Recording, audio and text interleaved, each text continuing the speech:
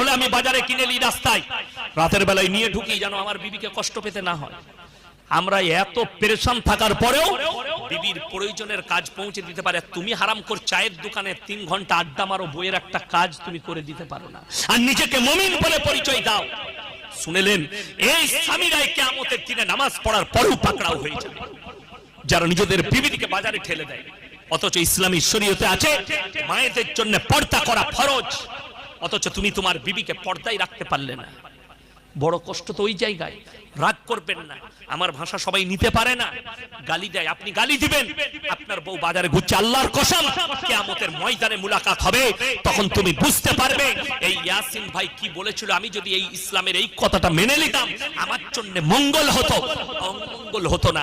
আজকে তুমি অমঙ্গলে সেই দিনে পড়ে যাবে, মরণের পরে বুঝতে পারবে। আমার মায়েরা, তোমার স্বামীকে দিয়ে তুমি বাজার করাও, অনুরোধ করে বলছি। বাজার ঘোরার শখ করো না, শখ করবে হে আমার স্বামী আমি 4 দেওয়ারির ভেতরে তোমার খিদমতে থেকে জান্নাতের উত্তর অধিকারী হতে চাই। শুনেলেন, আমি ফতোয়া দিতে আসিনি, কিন্তু আমি চ্যালেঞ্জ দিয়ে বলে গেলাম কোন মুক্তি থাকলে নিয়ে আসুন।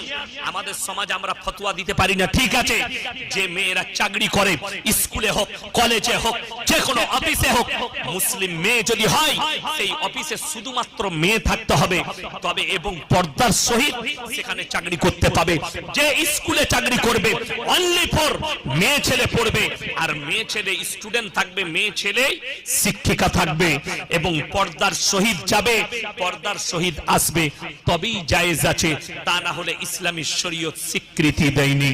আমার মুসলমান ভাই, আজকে তো কষ্ট ওই জায়গায় যে আপনি শিক্ষা অর্জনটাও শিখেননি।